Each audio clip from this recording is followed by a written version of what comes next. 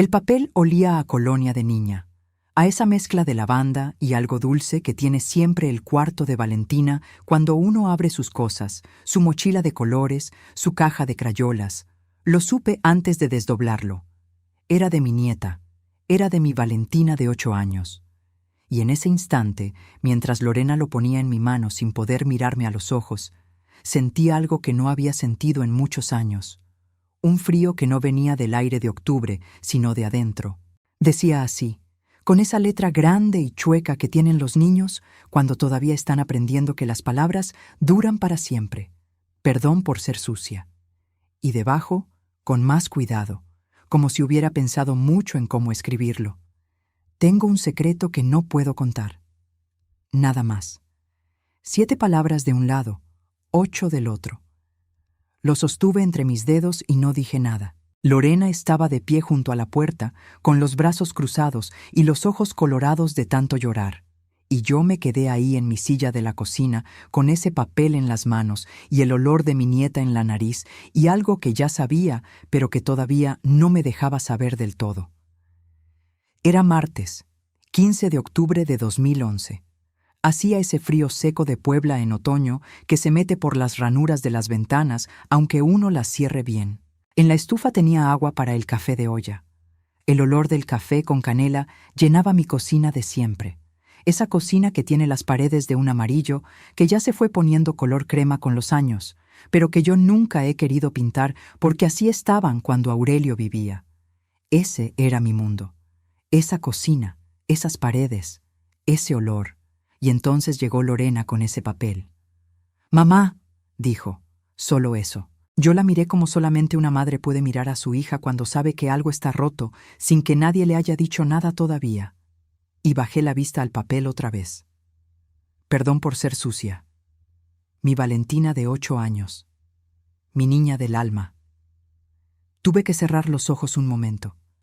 Antes de contarles lo que pasó después de ese martes, necesito hacer una pausa aquí. Mis manos todavía tiemblan cuando recuerdo ese papel. Y quiero agradecerles de todo corazón que estén conmigo esta noche, escuchando la historia de esta viejita poblana que pensó que ya lo había visto todo. Entonces dime, ¿desde dónde nos estás viendo? ¿Qué ciudad? ¿Qué estado de la República? Ponlo en los comentarios porque yo los leo todos, de verdad que sí. ¿Y qué hora es donde tú estás? ¿Es de madrugada? ¿Estás viendo esto porque no puedes dormir? Te entiendo más de lo que crees. Si esta historia ya te está llegando al corazón, deja tu like, suscríbete si todavía no lo has hecho porque aquí hay una historia nueva cada día sin falta. Y quizás alguien que tú quieres necesita escuchar esto mañana. Ándale, déjame seguir. Me llamo Carmen Ruiz, viuda de Vargas. Tengo 76 años y vivo en el barrio de Analco desde hace más de 40. Desde que Aurelio y yo nos casamos y él me trajo a vivir a esta casa que huele a adobe y a historia antigua y a mis plantas de bugambilia que se asoman por la ventana de la sala. Nací en San Andrés Cholula, cuando todavía era un pueblo pequeño y tranquilo, en una casa de adobe donde el agua se cargaba desde el pozo y las tortillas se hacían a mano cada mañana desde antes de que amaneciera. Mi mamá se llamaba Remedios y mi papá Siriaco y éramos 6 hermanos y todos dormíamos en 2 cuartos y nadie se quejaba porque así era la vida. Aprendí a coser antes que a leer. Eso no es exageración, es la pura verdad. Mi mamá me puso una aguja en la mano cuando yo tenía 5 años y me dijo que una mujer que sabe coser nunca se muere de hambre. Y no se equivocó. Fui costurera toda mi vida. Costurera de vestidos de novia y de 15 años y de primera comunión. Y con estas manos que ahora ya tienen sus arrugas y sus manchas de la edad, saqué adelante a mis 2 hijos cuando Aurelio nos dejó hace 22 años de un infarto que no nos dio tiempo de prepararnos. De un día para el otro me quedé sola con una máquina Singer y 2 hijos, y la certeza de que la vida no pide permiso para cambiar de rumbo. Mi casa en Analco tiene 3 cuartos y un patio pequeño, donde tengo mis macetas y mi árbol de limón, que ya está viejo y torcido, pero que todavía da fruta. En la sala tengo el sillón de terciopelo verde que era de Aurelio, que yo limpié tantísimas veces y que ya tiene los brazos un poco luidos, pero que nunca he podido cambiar. Encima de la chimenea que ya no uso, tengo las fotos de mis hijos de niños, de su primera comunión, de la boda de Lorena. Y en la cocina, colgado sobre el fregadero, el cuadro de la Virgen de Guadalupe que me regaló mi mamá cuando me casé, con el marco de madera tallada con florecitas pequeñas. A esa Virgen le hablo todos los días. Le cuento mis cosas como le contaría a una amiga. Le pregunto lo que no entiendo. A veces le reclamo también, porque uno tiene ese derecho cuando lleva muchos años de relación.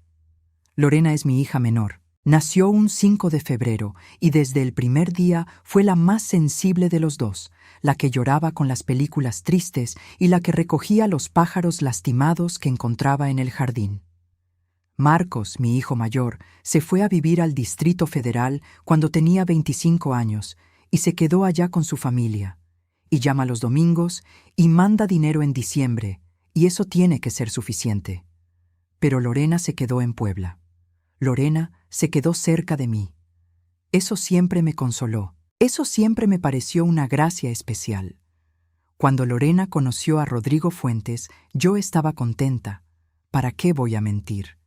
Era un hombre bien parecido, trabajador, educado, contador público con su despacho propio en la colonia La Paz, conocido en la parroquia de San Marcos como un hombre de bien que siempre ayudaba con las colectas y nunca faltaba a la misa de 12 los domingos. Trataba a mi hija con atención y a mí con respeto. Me llamaba doña Carmen con esa deferencia que a una le parece muestra de buena crianza. Nunca llegó a mi casa sin traer algo para la mesa. Pan de yema de la panadería del barrio, o cajeta de Celaya, o flores frescas para mi altar de la Virgen. Yo pensé que era un buen hombre. Yo pensé que Lorena había encontrado lo que se merecía. Valentina nació 4 años después de la boda, y fue desde el primer día la alegría de esta casa y de mi vida entera.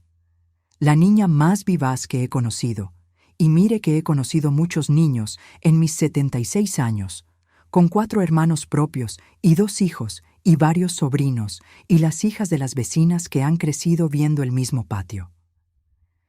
Valentina tenía una manera de entrar a los cuartos como si trajera el sol consigo. Con esa energía que tienen los niños sanos y queridos y bien dormidos. Le gustaban los caballos, los tenía de todos los tamaños en un estante de su cuarto y los acomodaba por colores, de más claro a más oscuro, con un orden que a mí siempre me pareció señal de una mente muy ordenada para su edad. Le gustaba dibujar y cantaba mientras desayunaba en mi cocina, esas canciones de la escuela que uno no sabe si reír o llorar de lo lindas que son cuando las canta un niño de 8 años con la boca llena de pan dulce. Me llamaba Nana Carmi. No sé de dónde sacó eso. Un día llegó corriendo al patio y me dijo, «Enséñame a bordar, Nana Carmi», y así se quedó. Nana Carmi. Ese nombre es lo más bonito que me han dicho en la vida después de que alguien me llama mamá. Pero algo cambió. No de golpe. Esas cosas nunca cambian de golpe. Eso lo aprendí a la mala. Fue poco a poco, como cuando la tela empieza a deshilacharse por una orilla y uno no lo nota hasta que ya el agujero está demasiado grande para ignorarlo. Las primeras señales las vi en agosto, 2 meses antes de ese martes de octubre. Valentina llegó a mi casa un sábado y no cantó mientras desayunaba. No di importancia en ese momento porque los niños tienen sus días, igual que los adultos. Pero la semana siguiente tampoco cantó. Y la siguiente tampoco. Y entonces empecé a notar. Los caballos del estante dejaron de importarle.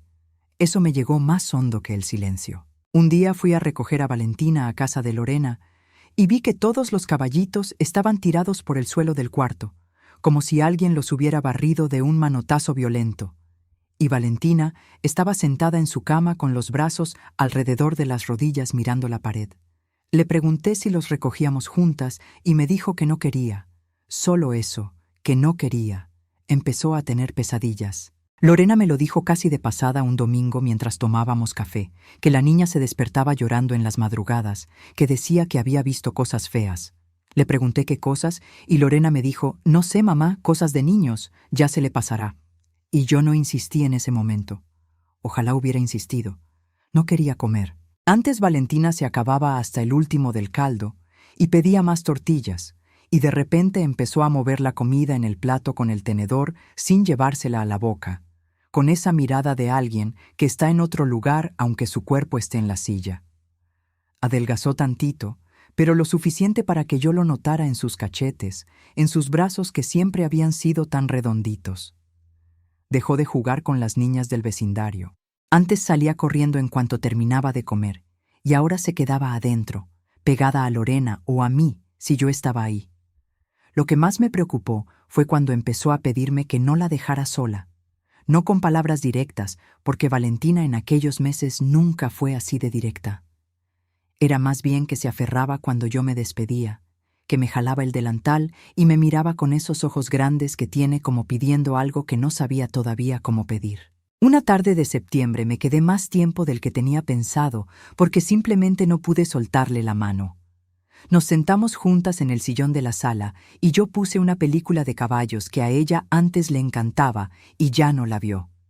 Se quedó dormida en mi hombro, con la respiración entrecortada de quien lleva mucho tiempo cargando algo muy pesado. Los dolores de estómago empezaron también en septiembre. La llevaron al médico y el médico dijo que era estrés, que los niños de hoy en día tienen mucho estrés con la escuela y con la tele y con todo. Y puede ser, me dije, puede ser que sea solo eso. Pero algo en mí, algo que viene de muchos años de vivir y de observar, me decía que no era solo eso. Lorena decía que era una etapa. Rodrigo decía que la niña estaba muy consentida y que yo la sobreprotegía al venir tanto a la casa. Marcos, cuando lo llamé desde mi teléfono fijo para contarle lo que notaba, dijo que no exagerara, que los niños cambian mucho a esa edad, que todo era normal. Pero yo soy su nana Carmi. Y yo soy también una mujer de 76 años que ha vivido mucho y que tiene en el cuerpo un conocimiento que no viene de los libros, sino de los años y de todo lo que esos años enseñan, aunque uno no quiera aprender. Y algo estaba muy mal con mi Valentina. 2 semanas antes del martes del papel, yo fui a la casa de Lorena a llevarle un guisado de pollo con mole que había preparado de más y que siempre llevo cuando me sobra, porque a Valentina le encantaba mi mole. La puerta estaba entreabierta. La empujé y entré llamando a Lorena, y no hubo respuesta. Dejé el guisado en la estufa de la cocina de ella y empecé a recorrer la casa llamando. En el pasillo que lleva a los cuartos fue cuando escuché. Era la voz de Valentina, muy bajita, casi un susurro, repitiendo algo que yo no podía entender bien. Me acerqué al cuarto de la niña y vi por la puerta entreabierta que Valentina estaba sola, sentada en el suelo con la espalda contra la cama, y tenía en las manos un papelito que apretaba contra el pecho y murmuraba algo en voz muy baja. Empujé la puerta suavemente. «Valentina, hijita, ¿qué tienes?» Ella levantó la vista y en una fracción de segundo vi algo que se me grabó para siempre en la memoria. Fue miedo, miedo puro y limpio. Antes de reconocerme, antes de saber que era yo, su cara se tensó con ese miedo. Y luego el miedo se fue, pero no del todo, y Valentina se puso de pie muy rápido y escondió el papel detrás de la espalda. «Nana Carmi, no sabía que venías. ¿Qué traes ahí, mi amor?» «Nada». «¿Cómo que nada? Enséñame». Me miró un momento largo y callado. Luego cerró el puño alrededor del papel y lo jaló más hacia su cuerpo como si yo fuera a quitárselo por la fuerza. «Es mío», dijo.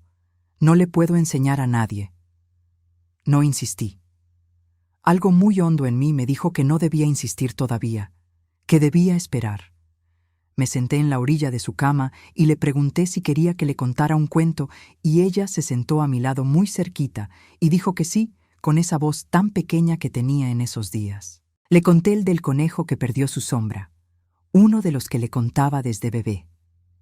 Y mientras le contaba a ella, fue recargando la cabeza en mi brazo y el puño apretando el papel fue aflojándose poco a poco. Cuando tuvo los ojos casi cerrados, le pregunté muy bajito si estaba bien. Y ella, con la voz de alguien que se está quedando dormida, pero que necesita que esa pregunta tenga respuesta antes de poder descansar, dijo algo que no me salió de la cabeza en días y días. Dijo: «A veces no quiero que amanezca, Nana Carmi». Me quedé helada, le besé la frente, le arreglé la cobija. Salí de ese cuarto con esa frase atravesada en el pecho como una espina que no podía sacarme aunque quisiera. 2 semanas después, Lorena llegó a mi cocina con el papel doblado en la mano. El mismo papel que Valentina tenía apretado contra el pecho en su cuarto. Lorena me lo entregó sin decir casi nada, y se quedó de pie junto a la puerta de la cocina mientras yo lo desdoblé. Era una hoja pequeña, arrancada de algún cuaderno de la escuela, con los bordes desiguales. La letra de Valentina, grande y con esa inclinación hacia la derecha que le sale cuando escribe con prisa o cuando está nerviosa. Perdón por ser sucia. Tengo un secreto que no puedo contar. Sostuve ese papel en mis manos y el olor a colonia de niña me llenó la nariz y cerré los ojos un momento. El corazón me latió muy fuerte. El agua del café de olla empezó a hervir y el vapor llenó la cocina y ninguna de las dos nos movimos. Pregunté en voz muy baja, ¿dónde lo encontraste? Lorena tardó en responder. Cuando lo hizo, su voz era de alguien que lleva muchas noches sin dormir. Dentro de su zapato, el que guarda abajo de la cama. Había varios papelitos ahí doblados. Este es el más reciente. Varios papelitos. Dios mío, me puse de pie muy despacio, porque a mis años el cuerpo necesita un momento para seguir a la mente, cuando la mente va demasiado rápido. Fui a la estufa y apagué el gas debajo de la olla. Le puse una taza frente a Lorena y otra frente a mí, y serví el café sin decir nada más durante un rato, porque había cosas que necesitaba pensar antes de hablar, y había cosas que necesitaba escuchar antes de pensar. Lorena se sentó finalmente. Rodó la taza entre sus manos mirando el vapor. «Mamá», dijo, «yo no sé qué hacer». La miré bien.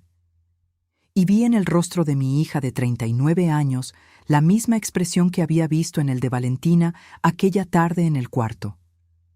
No era exactamente miedo solamente. Era algo más profundo y más oscuro. Era el miedo de alguien que ya sabe lo que tiene miedo de confirmar. Le tomé las manos sobre la mesa. Estaban frías. «Cuéntame», le dije. «Cuéntame todo». Aquella tarde Lorena me habló durante casi 2 horas. Me habló en voz baja, mirando a veces la taza y a veces el cuadro de la Virgen y a veces sus propias manos. Y lo que me fue contando era un rompecabezas de cosas que solas no significaban nada, pero que juntas formaban una imagen que me fue helando el estómago pieza por pieza. Valentina que no dormía bien desde hace meses. Valentina que pedía con pretextos quedarse en casa de la abuela, de cualquier abuela, cuando Rodrigo estaba en casa. Valentina, que un día le dijo a Lorena que el cuarto que estaba junto al de ellos, el que usaban de bodega, olía raro. Valentina, que cuando Lorena le preguntó por qué olía raro, se cerró como una flor que intuye la helada y dijo, «No sé, mamá, no sé, olvídalo». Y los papelitos. No era el primero. Lorena encontró el primero hace 6 semanas adentro de la mochila, y lo leyó y lo tiró porque no quería creer lo que su instinto le decía. Y luego encontró otro. Y otro. Y ese martes encontró el del zapato y ya no pudo tirarlo. Ya no pudo hacer como que no existía. La mano de Lorena temblaba dentro de la mía. «Mamá», dijo mirándome finalmente a los ojos. Y en esos ojos vi algo que no quería ver. Vi que ella ya sabía. Que en algún lugar muy dentro de ella ya lo sabía, aunque no pudiera decirlo todavía. No le dije nada, no todavía. Le serví más café y le dije que se quedara a cenar y puse los frijoles a calentar. Esa noche, a las 8:30, Rodrigo llegó a recoger a Lorena porque vivían a 5 calles de mi casa y a veces venían caminando. Llegó como siempre llega, con el paso tranquilo de quien sabe bien su lugar en el mundo, saludando fuerte desde la puerta de la calle que yo siempre dejo abierta hasta las 9. «Buenas noches, doña Carmen, qué gusto verla por aquí». La misma sonrisa de siempre. La misma camisa bien planchada. El mismo apretón de mano firme y seco. Me preguntó si me quedaba a cenar y le dije que no, que ya me iba, que era tarde para mí. Y mientras yo me ponía mi suéter gris de lana que siempre dejo colgado en el respaldo de la silla de la cocina de Lorena, Rodrigo se agachó para buscar algo en el cajón de la entrada y dijo, muy natural, sin voltear a mirarme. La niña ha estado muy rara últimamente. Creo que a veces los niños necesitan más disciplina y menos mimos de los que se acostumbran dar en ciertas casas. No me miró cuando lo dijo. Yo me quedé muy quieta con el suéter en las manos. No le respondí.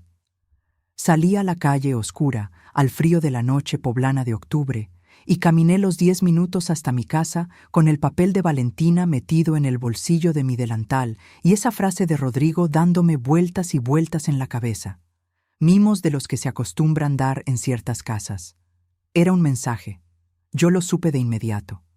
Era una advertencia disfrazada de comentario ordinario. Una manera de decirme, cuidado con lo que piensa, cuidado con lo que dice, cuidado con meterse donde no la llaman. Entré a mi casa. Cerré con doble vuelta.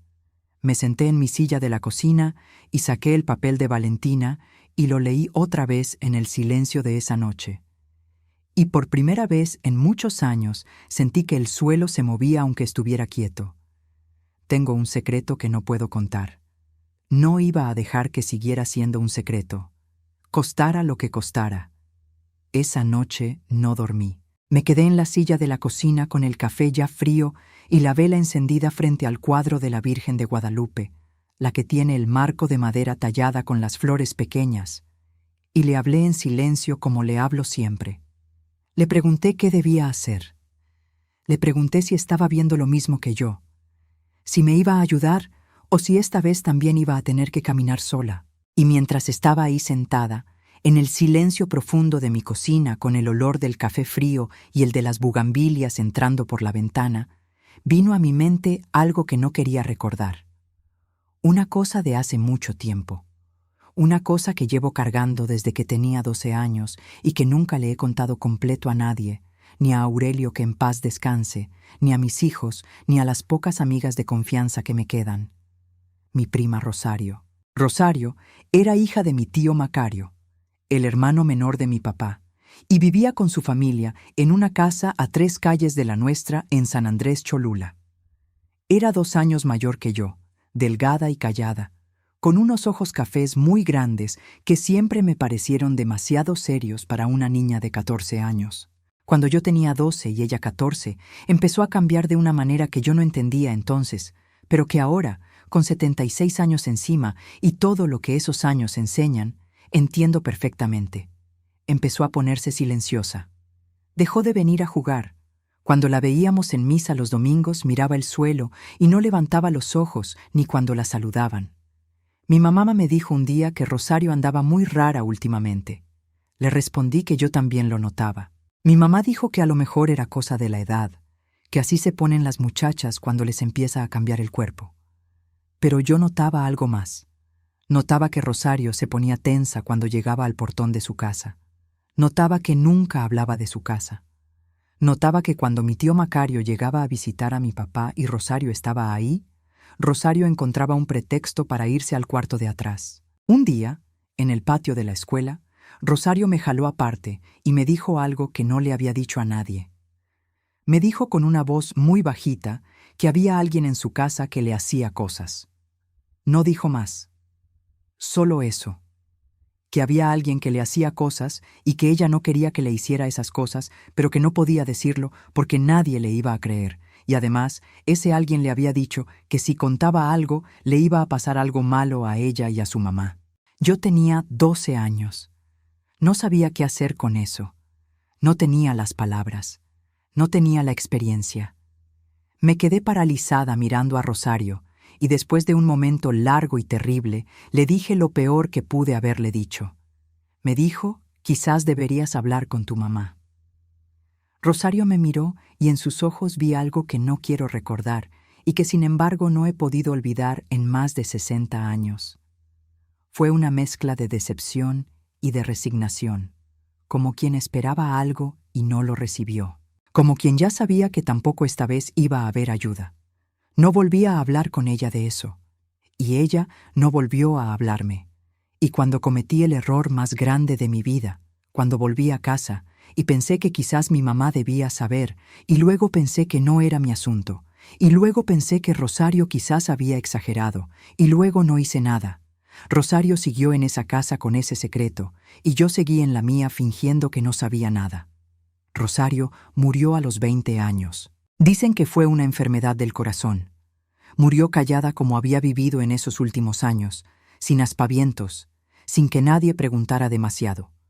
Y yo la vi en el cajón en la sala de su casa, con esa expresión en el rostro que tienen las personas que finalmente descansaron de algo muy pesado, y supe que yo cargaba una parte de ese peso, que yo pude haber hecho algo y no hice nada, que tuve 12 años para explicarme a mí misma, pero que pasados los 12 vinieron los 13 y los 20 y los 40 y los 60, y el peso nunca se fue. Esa promesa me la hice a mí misma junto al cajón de Rosario, mientras el incienso y las flores llenaban la sala de su casa y mi tío Macario lloraba en la esquina con su pañuelo blanco. Me dije, nunca más. Si alguna vez vuelves a ver esto, Carmen, no vas a quedarte callada. No va a importar lo que cueste. No va a importar si te creen o no te creen. Nunca más. Esa promesa tenía 52 años esperando ser cumplida. Y ahora estaba aquí, en mi cocina de Analco, con el papel de mi nieta de 8 años en las manos. Antes de continuar con lo que pasó después, quiero preguntarles algo a los que siguen conmigo. Esto que acabo de contarles, lo de Rosario, es algo que nunca había dicho en voz alta, y me pesa y me alivia al mismo tiempo. Sé que hay personas escuchando esto que quizás tienen su propia Rosario en la memoria, alguien que no pudieron ayudar, alguien que no les creyeron. Si eso eres tú, quiero que sepas que no estás solo, que no estás sola. Dímelo en los comentarios. No tienes que contar toda tu historia. Solo dime que estás ahí. Y si esta historia te está moviendo algo adentro, deja tu like, suscríbete si todavía no lo has hecho. Aquí hay una historia nueva cada día y prometo que todas vienen del corazón. Ahora déjame seguir con lo que pasó. Para entender cómo llegamos a ese martes de octubre de 2011, hay que entender cómo llegó Rodrigo Fuentes a la vida de mi hija, y eso requiere entender primero en qué clase de mujer se convirtió Lorena y qué clase de vacíos tenía que ella misma quizás no sabía que tenía. Lorena creció viendo a una madre que lo hizo sola. Eso tiene sus cosas buenas y sus cosas que uno no ve hasta después. Lo bueno es que vio que una mujer puede sacar adelante una familia con sus propias manos y su propio talento. Lo que no vi en su momento es que también vio a una madre siempre ocupada, siempre con la cabeza metida en la máquina de coser o en las cuentas del mes, siempre cansada aunque nunca se quejara. Lorena aprendió a no pedir demasiado, aprendió a arreglárselas, pero también aprendió a querer a alguien que estuviera ahí de una manera que yo, con todo mi amor, no siempre pude estar. Cuando conoció a Rodrigo, tenía 31 años y él 36. Se conocieron en un retiro espiritual de la parroquia de San Marcos, de esos que organiza el padre Ignacio los primeros sábados de cada mes. Rodrigo llegó recomendado por la señora Garduño, una parroquiana muy conocida y respetada, que lo presentó como contador público muy serio, muy honrado, recién establecido en Puebla después de vivir unos años en Tlaxcala. Lorena me lo presentó al mes de conocerlo, y yo lo recibí en mi cocina con café y pan de yema, y con esa mirada que una desarrolla después de tantos años de vida, esa mirada que va más allá de las palabras y busca lo que hay debajo. Lo que vi me tranquilizó. Eso es lo que más me pesa ahora, que lo vi y me tranquilicé. Era un hombre de trato agradable, de conversación fluida, que sabía escuchar y que hacía preguntas sin parecer entrometido. Me preguntó por mi trabajo de costurera, se interesó genuinamente cuando le expliqué los detalles del bordado poblano. Dijo que su mamá también bordaba. Me trató con deferencia desde el primer momento. A Lorena la trataba con cuidado visible, como algo valioso que no quería romper. Y yo pensé, este hombre sabe lo que tiene. Se casaron 16 meses después. La boda fue sencilla, en San Marcos, con la familia de los dos y algunos amigos. Rodrigo no tenía familia cercana, solo una hermana que vive en Querétaro y que vino a la boda, pero con quien no parece tener mucha relación. Su papá murió cuando él tenía 12 años y su mamá hace 4. Lo explicaba sin amargura aparente, con esa tranquilidad de quien ha procesado sus dolores. Yo en ese momento vi independencia y madurez. Ahora, con todo lo que sé, lo que veo es otra cosa. Los primeros 2 años de matrimonio fueron lo que se llama normales. Rodrigo trabajaba mucho, lo cual nunca me pareció problema. Lorena se integró al despacho contable como asistente administrativa, que tampoco me pareció problema en su momento, aunque ahora entiendo lo que significaba para los balances de poder. Vivían bien, sin grandes lujos, pero sin apreturas. Cuando nació Valentina, la alegría fue completa y genuina. Lo vi en los ojos de Rodrigo el día que llegué al hospital. Lo vi cargando a esa bebita con esa torpeza tierna que tienen los hombres cuando cargan a un recién nacido por primera vez. Por eso cuando empecé a notar cosas, cuando mi instinto empezó a hablarme, lo primero que hice fue callarme. Porque tenía años de pruebas de que Rodrigo era un buen hombre. Tenía años de evidencia de que era confiable, y el instinto de una vieja de 76 años pesaba menos en mi propia mente que todos esos años de evidencia. Pero el instinto es el instinto, y el instinto no miente. Lo que empecé a notar no eran cosas grandes, eran detalles. Rodrigo siempre tenía una explicación para todo, incluyendo las cosas que no necesitaban explicación, como si estuviera acostumbrado a justificarse de antemano. Rodrigo nunca hablaba mal de nadie, pero tampoco hablaba bien de nadie realmente. Solo hacía comentarios neutros que, en retrospectiva, parecen diseñados para no dejar huella. Rodrigo era el primero en llegar a la iglesia y el último en salir, muy visible, muy presente, como un hombre que sabe que la reputación es un escudo. Con Valentina era especialmente atento cuando había gente mirando. La cargaba, jugaba con ella, le compraba cosas. La señora Garduño siempre decía qué papá tan bueno le tocó a esa niña.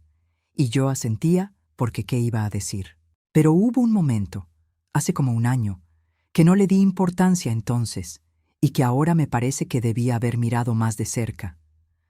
Llegué de sorpresa a su casa un domingo en la tarde, algo que hago seguido, y cuando entré al patio, escuché que Valentina estaba llorando en su cuarto.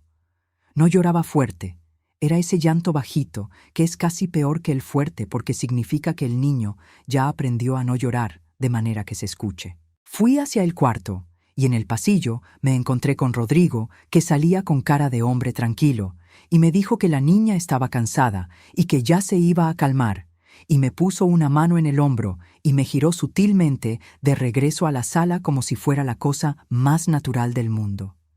Lo hizo con mucha suavidad, con mucho cuidado, sin que yo pudiera decir después que me empujó o que me obligó a algo.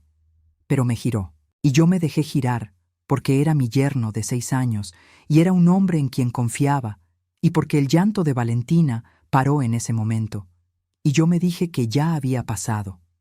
Ahora, en esa noche de octubre, con el papel en la mano y la vela encendida frente a la Virgen, recordé ese momento y entendí lo que significaba. En los días que siguieron a la visita de Lorena con el papel, empecé a hacer lo que debía hacer mucho antes. Empecé a poner atención con todos mis sentidos abiertos. Empecé a observar. Observé a Valentina con Rodrigo en las pocas ocasiones en que los tres estábamos juntos. Vi que cuando Rodrigo entraba al cuarto donde estaba la niña, Valentina se ponía rígida de una manera muy sutil, pero real. No era el tipo de rigidez de cuando un niño espera que lo regañen. Era otra cosa. Era el cuerpo preparándose para algo. Como un animal pequeño que no puede huir, pero tampoco puede relajarse. Observé que Rodrigo nunca le hablaba a Valentina de manera brusca frente a mí. Era siempre paciente, siempre medido, con esa paciencia que ahora me parece estudiada. Pero observé también que cuando él se dirigía a Valentina, aunque fuera con amabilidad, ella respondía con monosílabos y miraba hacia otro lado, buscando con los ojos a Lorena o a mí, antes de responder como si necesitara permiso o como si estuviera calculando la respuesta correcta. Empecé a escribir las cosas en un cuaderno pequeño que compré en la papelería de la esquina, uno de esos de pasta dura color café que usan los estudiantes. Ponía la fecha, lo que había observado, las palabras exactas cuando podía recordarlas. Nadie me dijo que hiciera eso. Nadie me enseñó que era importante. Pero algo muy dentro de mí, quizás la memoria de Rosario, quizás los años de coser y de ser precisa con los detalles, me dijo que debía dejar constancia de todo. La señora Pilar, mi vecina de la casa de enfrente que tiene 72 años y que conoce a toda la familia porque vive frente a mí desde hace 20, me dijo algo un día mientras yo regaba las macetas del patio. Me dijo: «Oiga, doña Carmen, usted perdone que me meta, pero el otro día vi al señor Rodrigo llevando a la niña en el carro un sábado bien temprano, como a las 6 de la mañana, cuando su hija todavía no salía de trabajar. ¿No le dijo nada a usted?» No me había dicho nada. Le pregunté a la señora Pilar qué día era eso. Me dijo que hacía 3 semanas. Le pregunté si había sido solo una vez, y la señora Pilar se quedó pensando un momento y me dijo que no, que ya lo había visto 2 o 3 veces. Anoté eso en mi cuaderno. Intenté hablar con Lorena 2 veces en la semana siguiente al martes del papel. La primera vez ella me escuchó con los labios apretados y al final dijo que quizás estaba yo interpretando mal las cosas, que Rodrigo era su marido y el papá de Valentina y que ella lo conocía. La segunda vez llegó Rodrigo antes de que pudiéramos terminar de hablar y Lorena cambió de tema tan rápido que por un momento hasta yo misma dudé si había habido conversación o si lo había imaginado. Llamé a Marcos al Distrito Federal. Le conté todo con detalle.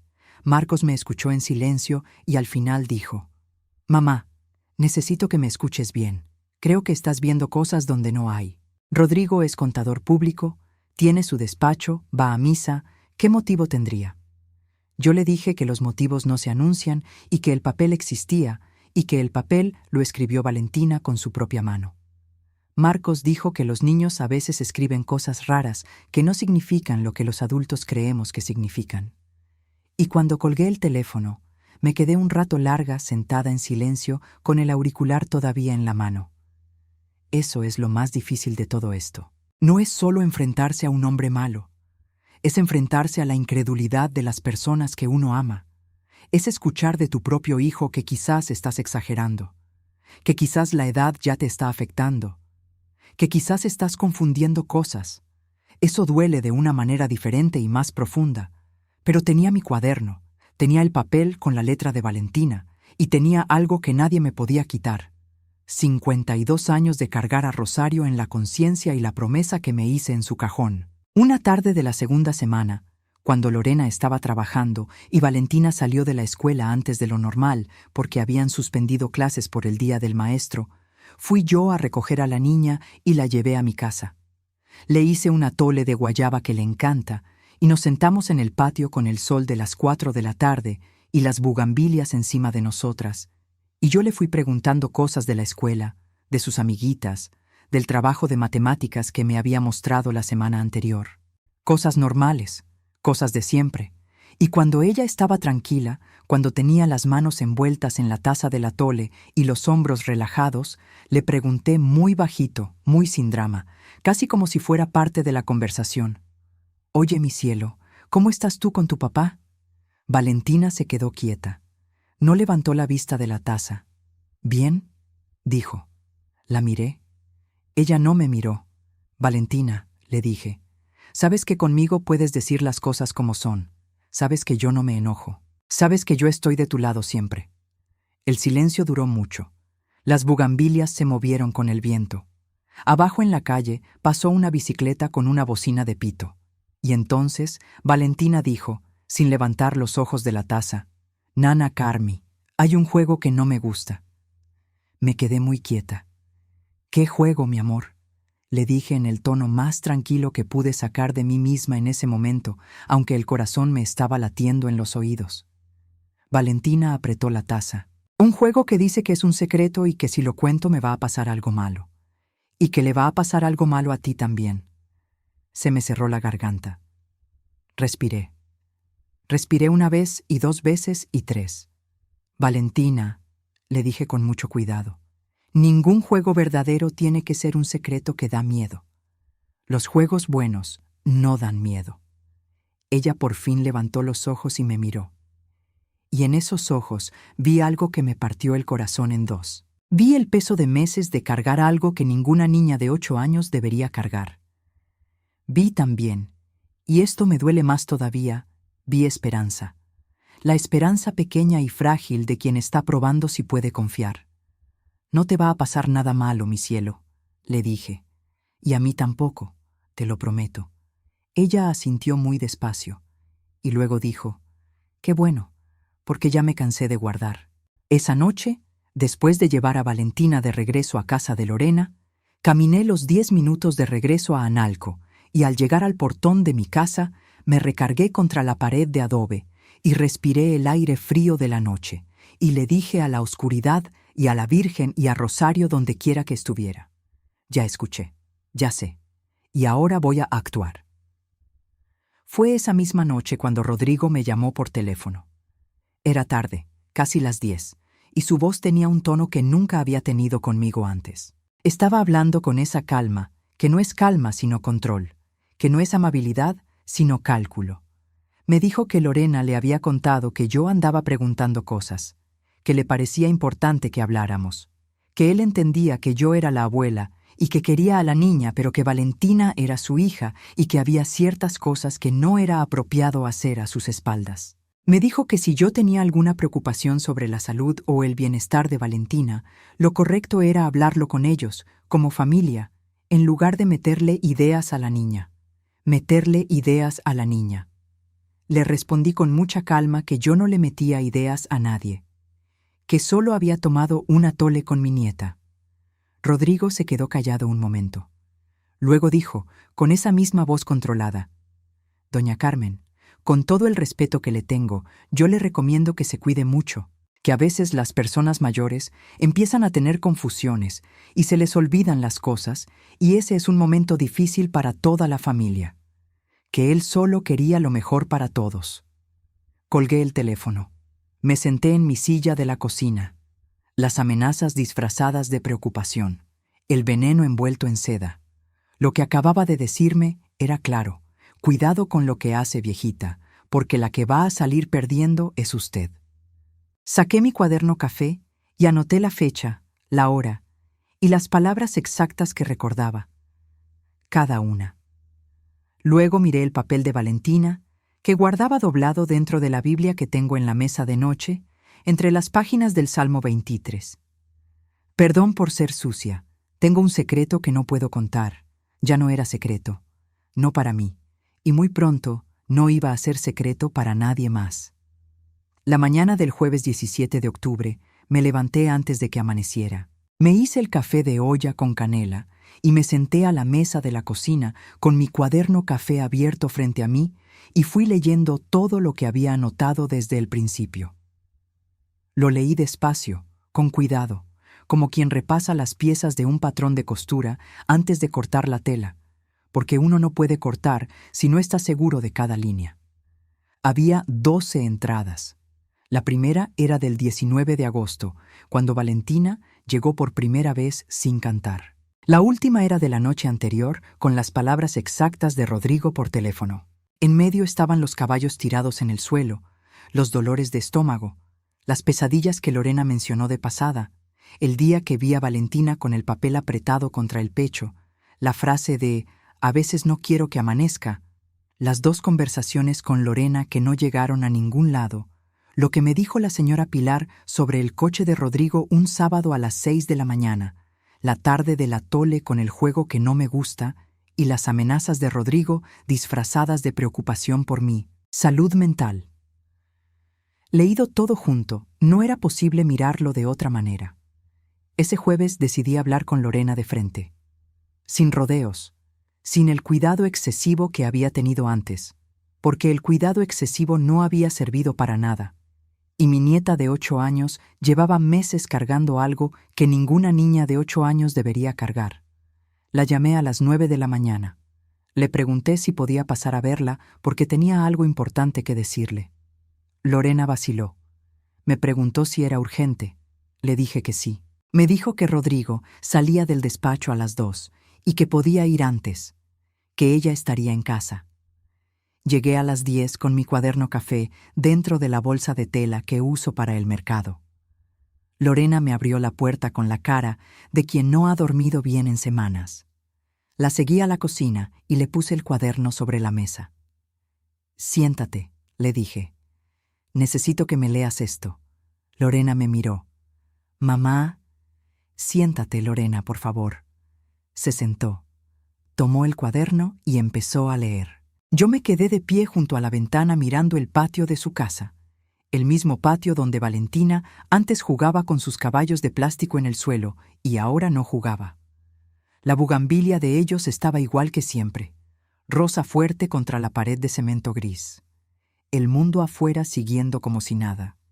Lorena tardó en leer.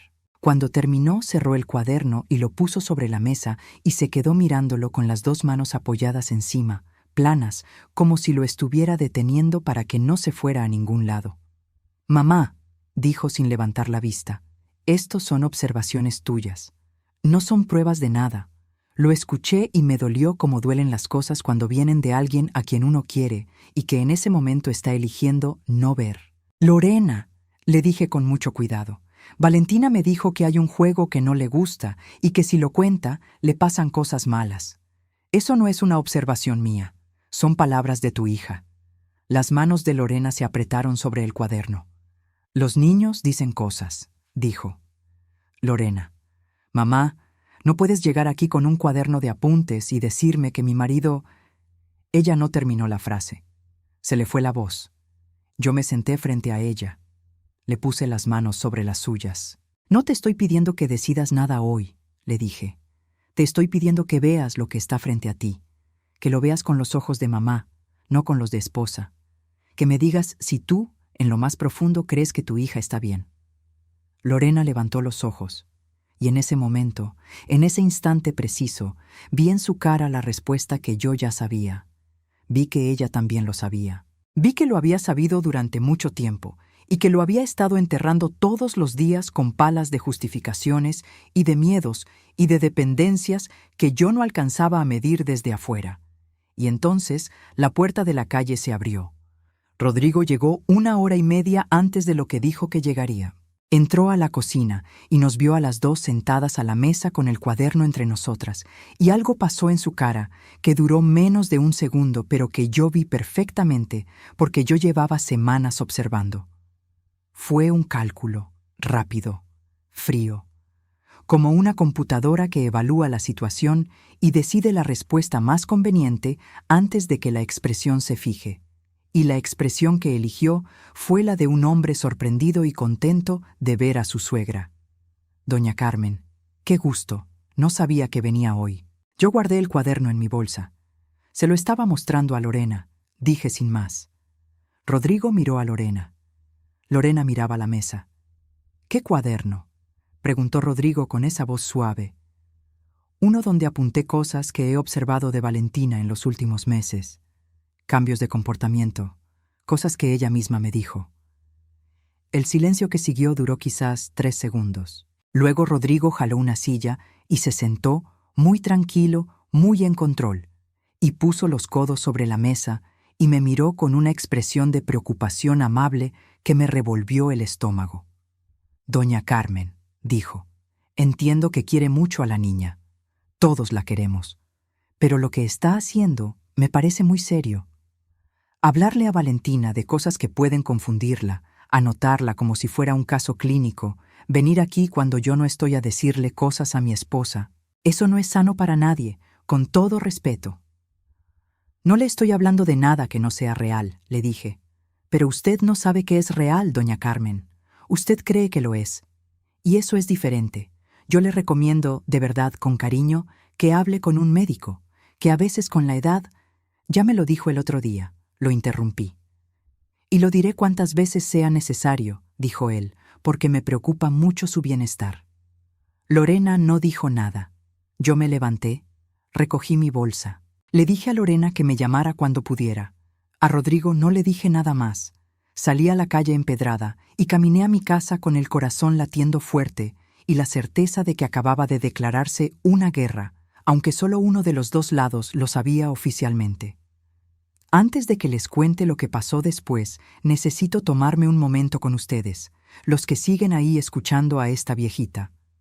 Sé que hay personas viendo esto que quizás están en una situación parecida, que quizás tienen un instinto que les dice que algo no está bien y alrededor hay personas que les dicen que están exagerando, que están locas, que están viejas.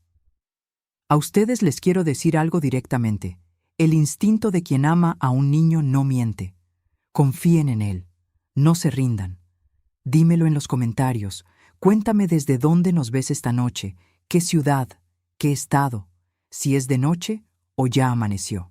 Y si esta historia te está dando fuerzas para algo, deja tu like y suscríbete porque mañana hay otra historia, y pasado también. Aquí no paro. Ándale, sigamos. Los 3 días que siguieron fueron los más difíciles hasta ese momento. Rodrigo le habló a Marcos. No sé exactamente qué le dijo, pero Marcos me llamó esa misma noche con una voz entre preocupada y molesta y me dijo que el yerno le había contado que yo había ido a la casa a crear problemas, que había llevado un cuaderno de notas acusatorias, que le había dicho cosas a Valentina que podían confundir a una niña de esa edad. Marcos me preguntó si era cierto. Le dije que era cierto que llevé un cuaderno, que lo que tenía en ese cuaderno eran observaciones reales, que lo que Valentina me había dicho era exactamente lo que le había contado. Marcos suspiró. «Mamá», dijo, «tienes que entender que estás poniendo a Lorena en una posición muy difícil, que si esto se te ocurrió a ti sin ninguna evidencia real, puedes estar destruyendo un matrimonio y una familia sin razón». «Sin razón», repetí. «Sin evidencia suficiente», dijo Marcos corrigiéndose. Colgué el teléfono con más gentileza de la que sentía. Al día siguiente, Lorena me llamó para decirme que por el momento era mejor que no fuera a la casa, que necesitaban espacio, que Rodrigo estaba muy molesto y que ella necesitaba tiempo para pensar. Su voz sonaba a alguien que repite palabras que le enseñaron a decir. Le pregunté si podía ver a Valentina. «Ahorita no, mamá», dijo. «Ahorita no». Y con eso se cortó el acceso a mi nieta. Esa fue la primera vez en mi vida que entendí en carne propia lo que significa que a uno le quiten lo que más quiere sin poder hacer nada. Porque legalmente, en ese momento, yo no tenía nada. Era la abuela materna sin custodia ni tutela ni ningún papel que me diera derecho formal a ver a esa niña. Rodrigo lo sabía perfectamente. Pero yo tenía mi cuaderno. Tenía el papel de Valentina. Tenía lo que la señora Pilar había visto. Y tenía algo más importante que cualquier papel. La promesa que le hice a Rosario hace 52 años. El lunes de esa semana, 22 de octubre, me levanté temprano. Me puse mi ropa de salir, tomé mi bolsa con el cuaderno y el papel de Valentina guardado en un sobre de carta, y me fui al Sistema para el Desarrollo Integral de la Familia, el DIF, que queda en la Avenida Juárez. Caminé los 20 minutos porque el frío de la mañana me ayuda a pensar y porque necesitaba llegar con la mente clara. La sala de espera del DIF olía a desinfectante y a papel viejo y a café de máquina que nadie había pedido todavía. Había 3 mujeres esperando antes que yo y una señora con un bebé en los brazos.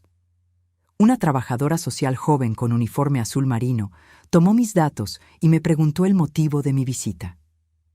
Le dije que tenía preocupaciones sobre el bienestar de mi nieta de 8 años. Me hizo esperar 40 minutos. La trabajadora social que me atendió se llamaba Claudia y tenía quizás 30 años y cara de persona que ha escuchado muchas historias difíciles y que ha aprendido a mantener cierta distancia para poder seguir trabajando. Me escuchó con atención profesional mientras yo le explicaba todo lo que había observado. Miró el cuaderno cuando se lo puse sobre el escritorio. Lo leyó con más cuidado del que esperaba. Cuando terminó de leer, me dijo: «Señora Carmen, entiendo su preocupación y la tomamos muy en serio, pero lo que usted describe son observaciones de comportamiento. Para que podamos intervenir, necesitamos que la menor o el padre o la madre presenten una denuncia o que tengamos evidencia más directa. Puedo hacer una visita domiciliaria, pero si el señor Fuentes niega todo y la menor no habla con nosotros, nuestras opciones son limitadas. Le pregunté qué necesitaba exactamente. Me explicó con paciencia lo que el sistema puede y no puede hacer, lo que requería pruebas, lo que requería declaración, los tiempos, los procesos, los requisitos. Salí del DIF 2 horas después con un número de folio, una tarjeta de Claudia y una sensación de que el sistema estaba construido para personas que ya tienen todo lo que necesitan para probarlo, no para abuelas con cuadernos y corazonadas y 52 años de culpa. Fui después al Ministerio Público. Ahí el proceso fue más largo y más frío. El agente que me atendió era un hombre de unos 45 años que tomó mis datos con la expresión de alguien que lleva muchos años escuchando cosas que no puede resolver.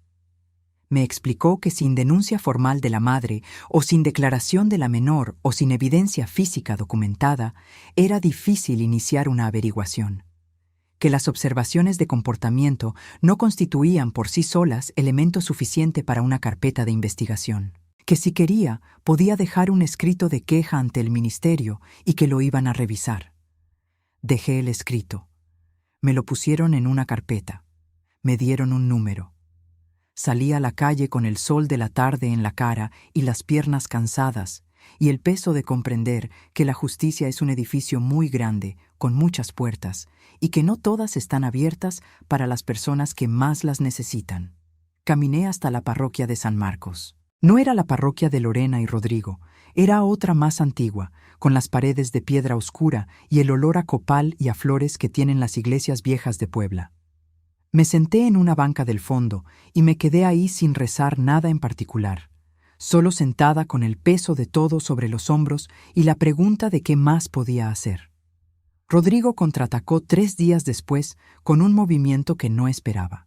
Le habló a la señora Garduño, la parroquiana respetada que lo había presentado años atrás, y la señora Garduño le habló a las otras señoras de la parroquia. Y de alguna manera la versión de los hechos que circuló en el barrio fue que la suegra de Rodrigo Fuentes había perdido un poco el juicio, que andaba levantando calumnias contra un hombre honrado, que pobrecita pero ya tiene muchos años, y una no sabe cuándo empieza la confusión. Me enteré por doña Pilar, que me llamó para avisarme lo que se estaba diciendo, con esa lealtad tranquila de las vecinas de toda la vida que conocen a uno mejor que mucha familia. Lo que más dolió no fue que lo dijeran. Lo que más dolió fue que algunas personas lo creyeron. La señora del estanquillo de la esquina, que siempre me saludaba con gusto, empezó a ser más breve en las conversaciones. Una de las señoras del grupo de Rosario me preguntó con esa dulzura venenosa de cierta gente si estaba bien de la salud. El mundo del barrio, que siempre había sido mi territorio seguro, empezó a sentirse un poco extraño. Rodrigo también habló con su abogado. Un martes llegó a mi casa un sobre cerrado con papel membretado de un despacho jurídico. Dentro había una carta que decía que el señor Rodrigo Fuentes Mora, por medio de su representante legal, me hacía saber que cualquier intento de difamación o de interferencia en la vida familiar de sus clientes sería atendido por los medios legales correspondientes, que si yo continuaba haciendo declaraciones ante autoridades sin fundamento podría incurrir en responsabilidad penal. Lo leí 2 veces, lo puse en la mesa, lo miré, y luego abrí mi cuaderno café y anoté la fecha y el nombre del despacho y el contenido de la carta. Esa semana no dormí bien ninguna noche. El cuerpo empezó a cobrarme lo que el corazón no podía. Me daba un dolor en el pecho del lado izquierdo que no era infarto, ya lo sabía yo. Era tensión acumulada y falta de sueño, y demasiadas preocupaciones viviendo en un cuerpo de 76 años que no fue diseñado para esta clase de guerra. Un miércoles me senté en el patio y me quedé dormida en la silla, y cuando me desperté, el café estaba frío y el sol ya se había ido, y yo no sabía por un momento dónde estaba. Fui al médico el jueves. El doctor Hernández, que me conoce desde hace años, me tomó la presión y me dijo que estaba alta y me recetó descanso y me dijo que me calmara. Le dije que no podía calmarme. Me miró con esa expresión de médico que sabe que el paciente tiene razón, pero que no puede recetarle justicia. Me mandó con unas pastillas para la presión y el consejo de no cargar tanto. Esa noche fue la más oscura de todo este tiempo. Me senté en mi cocina con las pastillas frente a mí, y el cuaderno y el sobre con el papel de Valentina y la carta del abogado, y me pregunté en serio, por primera y única vez, si debía detenerme. Si quizás todos tenían razón, si quizás yo, una mujer de 76 años, con la presión alta y sin ningún título profesional, ni ningún poder legal, ni el apoyo de nadie, quizás yo no era la persona indicada para esta batalla. Me pregunté si acaso estaba confundida. Si acaso el dolor por Rosario, que cargaba desde los 12 años, me estaba haciendo ver cosas donde no había. Si acaso mi amor por Valentina me había jugado una mala pasada. Me quedé mucho tiempo con esas preguntas. Y luego hice algo que no había planeado hacer. Saqué el papel de Valentina del sobre y lo puse sobre la mesa frente a mí. Lo miré. Olí la lavanda que ya casi no se sentía después de tantas semanas, pero que yo todavía podía encontrar si ponía atención. Leí las palabras que ya me sabía de memoria. Perdón por ser sucia. Tengo un secreto que no puedo contar. Una niña de 8 años no escribe eso sin razón. Una niña de 8 años no esconde papelitos en los zapatos sin razón. Una niña de 8 años no dice que a veces no quiere que amanezca sin razón. Sentí algo moverse dentro de mí. No sé cómo describirlo exactamente. No fue un relámpago ni una revelación dramática. Fue más bien como cuando uno está cosiendo con hilo, que se ha enredado, y de repente encuentra el cabo correcto, y todo el enredo empieza a deshacerse. Una calma, una claridad, una certeza que venía de muy adentro y que no tenía nada que ver con lo que los demás creían o dejaban de creer. Yo no estaba confundida. Yo no estaba loca. Yo era una abuela que amaba a su nieta y que sabía lo que sabía. Y si el mundo entero me decía que estaba equivocada, el mundo entero iba a tener que esperar a que yo terminara de luchar antes de que yo le diera la razón. Me levanté de la silla, herví agua fresca, me tomé la pastilla de la presión con un vaso de agua y encendí la vela frente a la Virgen y le dije: no me dejes caer, no por mí, por ella. Al día siguiente llamó doña Pilar. Me llamó a las 8 de la mañana con esa voz de quien tiene algo importante que decir, pero que no sabe bien cómo empezar. Le dije que hablara sin rodeos, que la conocía de 20 años y que no necesitaba preparación. Y doña Pilar me dijo que hacía como un mes ella había visto algo que no me había contado porque no quería meterse, pero que después de todo lo que estaba pasando había hablado con su hija, que es maestra, y la hija le dijo que debía contarme. Me dijo que una mañana de septiembre, era sábado temprano, había visto desde su ventana a Rodrigo salir de su coche con Valentina. Que Valentina traía cara de haber llorado, que Rodrigo la tomó del brazo, no de la mano sino del brazo, cuando entraron a la casa, y que lo hizo con una firmeza que a doña Pilar le pareció fuera de lugar para cómo un papá agarra normalmente a su hija. «Doña Pilar», le pregunté, ¿estarías dispuesta a decirle esto a alguien del DIF o del Ministerio Público? Hubo una pausa. «Si me necesitas», me dijo, «aquí estoy». Colgué el teléfono y me quedé un momento con las manos sobre la mesa. Luego abrí mi cuaderno y anoté todo lo que doña Pilar me había dicho, con fecha y hora y sus palabras exactas. Esa misma tarde, al ir al mercado de la Unidad Ejidal a comprar chile ancho para un guisado, pasé por la panadería del barrio y me encontré a la señora Consuelo, que trabaja en el DIF pero en otra área, no la que me había atendido a mí. La señora Consuelo me conoce de vista desde hace años. Nos saludamos siempre, y ese día, cuando me vio la cara, me preguntó si estaba bien. Y yo, sin planearlo exactamente, le conté de manera muy breve lo que estaba pasando. La señora Consuelo me escuchó con atención diferente a la de Claudia, la trabajadora social joven. Era la atención de alguien que ha visto este patrón antes y que reconoce algo específico en lo que uno describe. Cuando terminé de hablar, la señora Consuelo me dijo: «Hay alguien a quien usted debería hablarle. Una doctora que trabaja con nosotros, especialista en infancia, que atiende estos casos con mucho cuidado. Se llama la doctora Esperanza Reyes. No le prometo nada, pero le digo que ella escucha diferente. Me dio un número de teléfono. Lo guardé en mi bolsa junto al cuaderno. Y esa noche, mientras sonaba el teléfono de casa de Lorena sin que nadie contestara porque Lorena ya no me contestaba el teléfono, mientras el frío de octubre se metía por las ventanas de mi cocina y la vela parpadeaba frente a la Virgen, sentí por primera vez en semanas algo que se parecía a la esperanza. Solo una chispa, pequeña y frágil, pero real. Fue esa semana cuando Valentina me mandó señal. No fue un mensaje. No tenía teléfono. Lo que llegó fue a través de una niña del vecindario, la hija de los García, que tiene 10 años y va a la misma escuela que Valentina. La niña llegó a mi puerta un jueves por la tarde y me entregó un papel doblado. Me dijo que Valentina le había pedido que me lo diera, que era urgente, que era secreto. Abrí el papel en la puerta misma.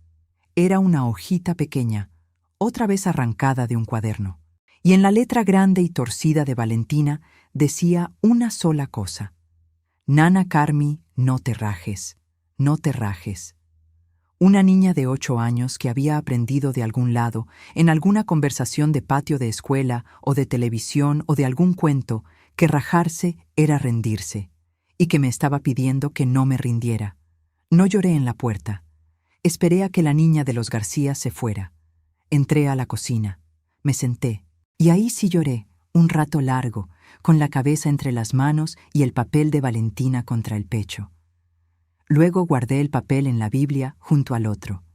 Salmo 23. Aunque pase por el valle de sombra de muerte, no temeré mal alguno, porque tú estarás conmigo.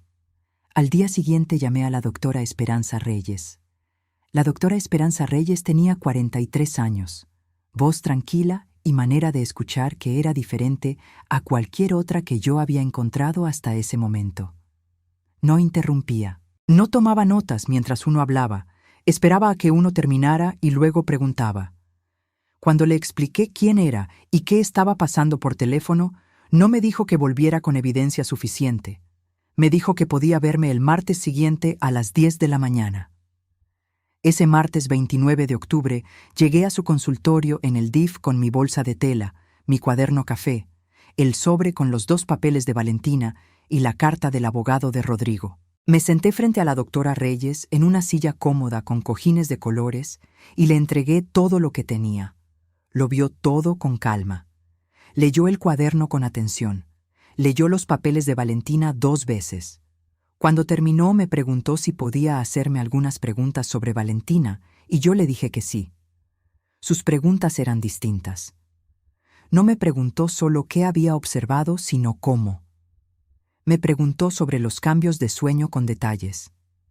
Me preguntó sobre la alimentación con detalles. Me preguntó sobre las relaciones de Valentina con otros adultos, con otros niños, con lugares específicos. Me preguntó sobre el lenguaje que usaba la niña, las palabras exactas, las frases. Tenía un marco de referencia que yo no tenía, pero que reconocí cuando lo vi. Era el marco de alguien que sabe exactamente qué es lo que está buscando y que lo está encontrando en cada respuesta.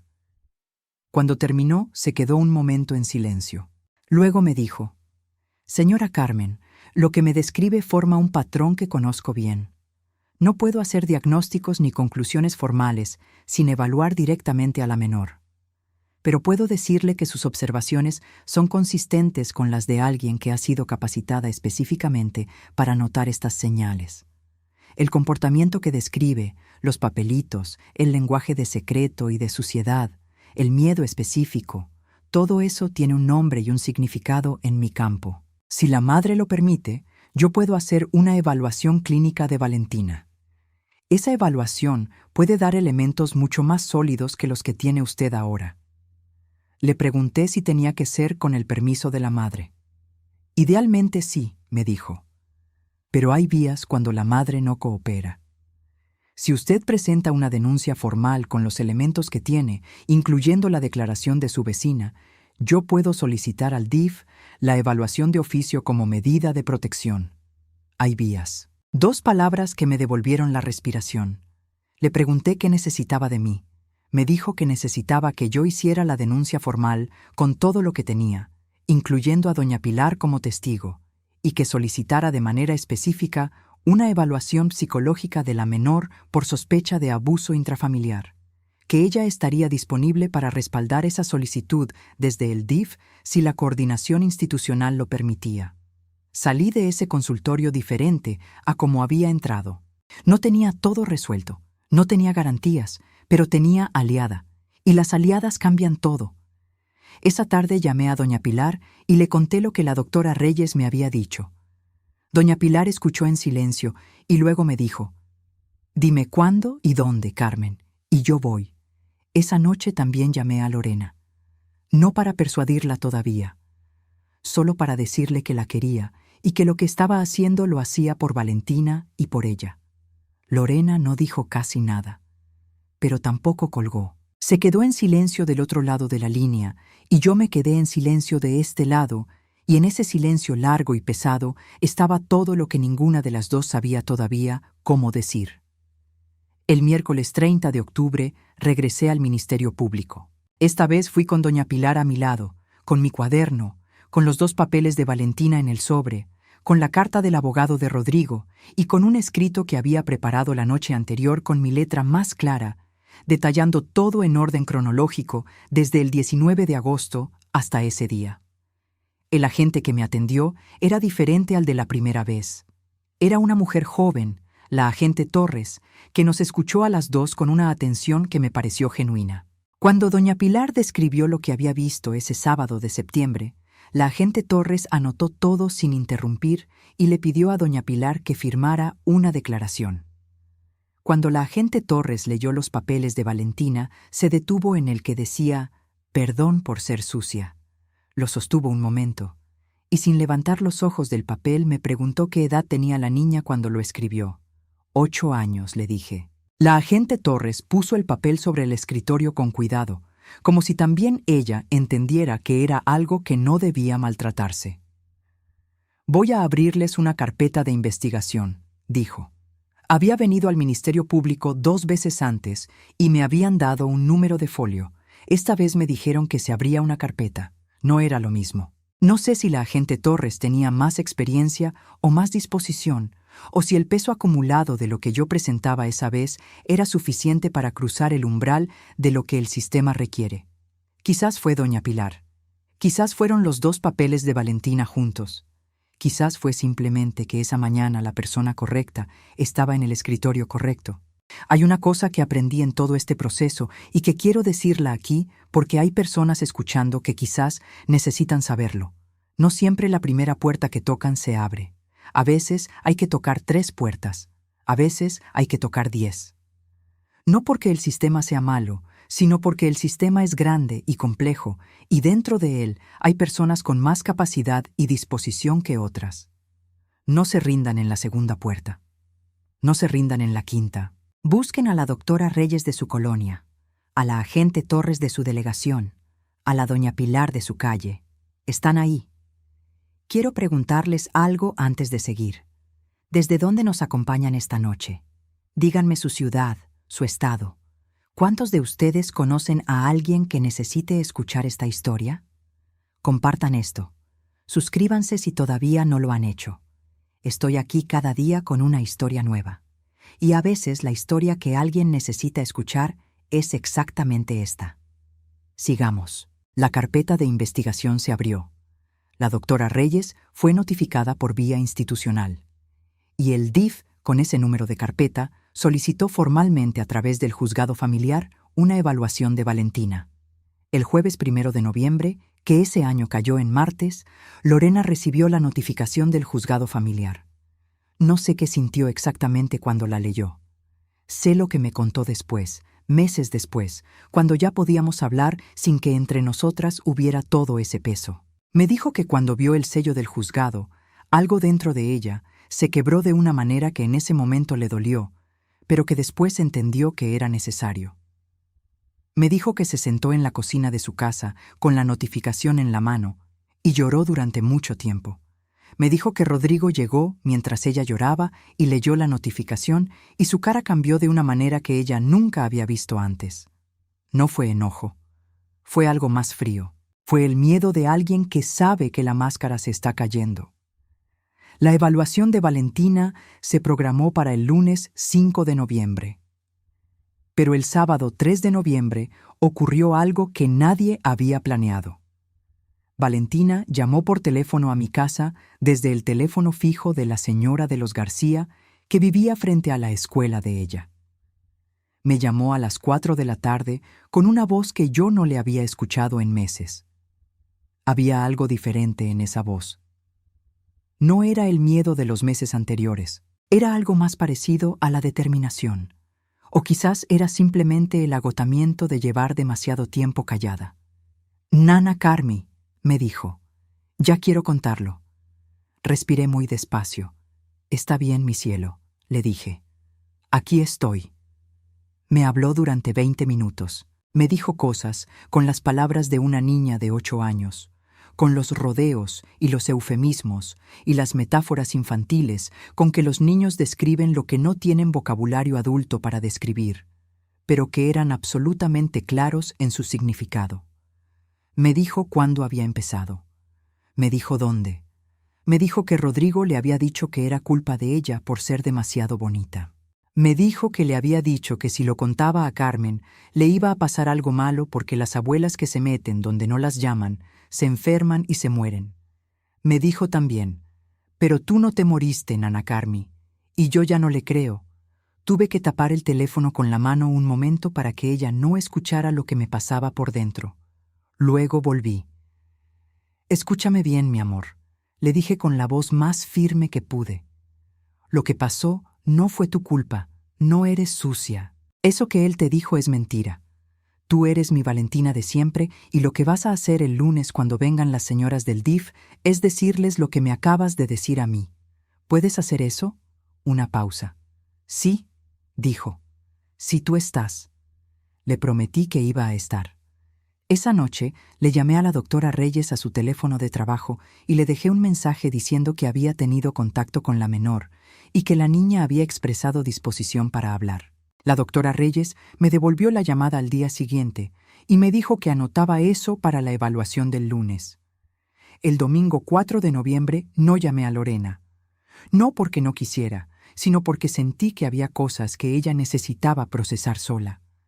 Que había llegado a un punto en que la verdad ya no podía seguir siendo ignorada y que el camino de ese último trecho tenía que recorrerlo ella sin que yo la empujara.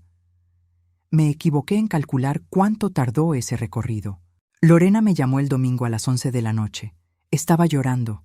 Hablaba con dificultad, con esa respiración entrecortada de quien lleva horas llorando y ya no puede parar aunque quiera.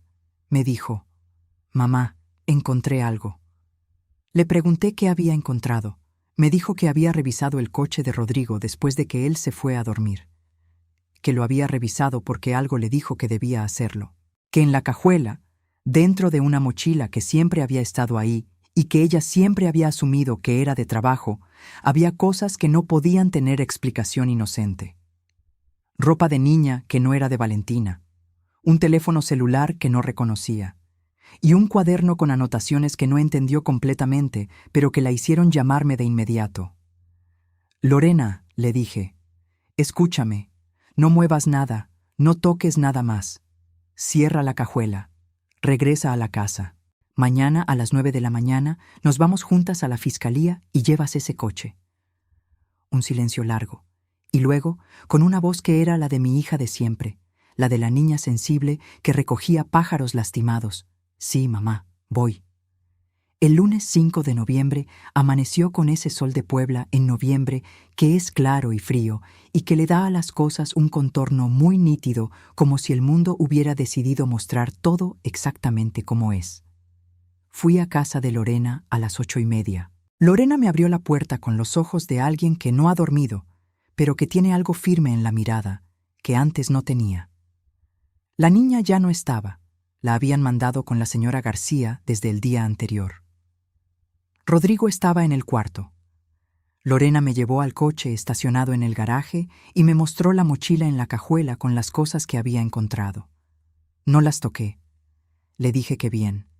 Le dije que la acompañaba. Salimos de la casa sin avisarle a Rodrigo a dónde íbamos. En la fiscalía nos atendió la agente Torres. la misma que había abierto la carpeta. Cuando Lorena describió lo que había encontrado en el coche, la agente Torres pidió autorización para la revisión del vehículo. Lorena firmó. 2 agentes fueron al garaje de la casa con una orden firmada por el juez de guardia. La evaluación de Valentina con la doctora Reyes se realizó esa misma tarde en las instalaciones del DIF, con Lorena presente y con una trabajadora social de apoyo. Yo esperé afuera en la sala de espera que olía a desinfectante y a café de máquina, con mi bolsa de tela en el regazo y el cuaderno café dentro. Esperé 2 horas y 40 minutos. La doctora Reyes salió primero y me dijo en voz baja que Valentina había hablado, que había sido muy valiente, que lo que describió era consistente y detallado y que ella prepararía un informe clínico que sería parte del expediente judicial. Valentina salió después con Lorena. Cuando me vio en la sala de espera, cruzó el cuarto corriendo y me abrazó con esa fuerza que tienen los niños cuando abrazan de verdad. Todo el cuerpo, todos los brazos, toda la cara contra el cuello de uno. La abracé igual. Olía a shampoo de bebé y a algo más profundo, a ese olor que tienen los niños, que son nuestros aunque no los hayamos parido, ese olor que uno reconocería entre 1000. Nana Carmi, me dijo contra mi cuello. Ya lo dije, ya lo dijiste, mi cielo, le respondí, y fuiste muy valiente. Aquella tarde, mientras Valentina dormía en mi sillón de terciopelo verde con una cobija encima y las noticias en voz baja de fondo, llegaron 2 agentes a la casa de Lorena con resultados de la revisión del vehículo. Encontraron evidencia suficiente para emitir una orden de aprehensión. Rodrigo fue detenido esa misma noche. No voy a describir el momento de la detención, no porque no lo sepa, sino porque no es lo que importa. Lo que importa es lo que pasó después. Lo que importa es lo que Lorena me dijo cuando llegó a mi casa, después de que los agentes se fueron, con la cara de alguien que acaba de ver algo que no puede verse a medias, que solo puede verse completo, y que una vez que lo ves, no puedes pretender que no lo viste. Me dijo, «Mamá, tenías razón». 3 palabras que no necesitaba escuchar para saber que había hecho lo correcto, pero que al escucharlas sentí que algo adentro de mí, algo que había estado muy tenso durante semanas, se dio un poquito. La justicia no es perfecta. Eso lo aprendí en todo este proceso. Es lenta y burocrática y a veces requiere que uno toque 10 puertas antes de que se abra la que necesita. Pero existe. Y cuando funciona, cuando las personas correctas están en los lugares correctos y uno no se rinde, funciona. Esa noche Valentina durmió en mi cama. Me pidió que le contara el cuento del conejo que perdió su sombra. Se lo conté 2 veces. A la segunda, ya estaba dormida con la respiración tranquila y regular de quien ha soltado algo muy pesado. Yo me quedé sentada en la orilla de la cama, mirándola en la oscuridad durante mucho tiempo. Tenía el papel de Valentina, los 2, dentro de la Biblia en el buró, los 2 papelitos que olían a lavanda, los que dije en algún momento que eran sagrados porque la letra de un niño que pide ayuda es sagrada. Perdón por ser sucia. No, mi Valentina, nunca, nunca en ningún momento. La suciedad no era tuya, y el secreto ya no existía.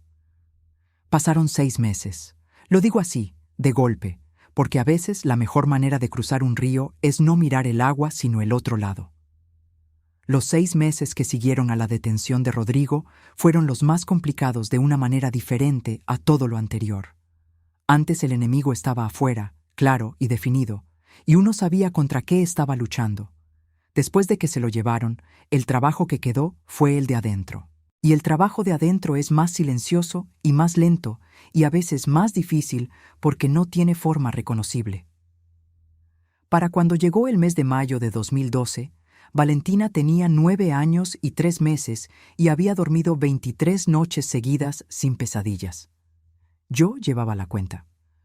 La apuntaba en el mismo cuaderno café donde antes apuntaba las observaciones que nadie quería escuchar. Lo cambié de uso en diciembre. La última entrada de octubre y noviembre era la orden de aprehensión.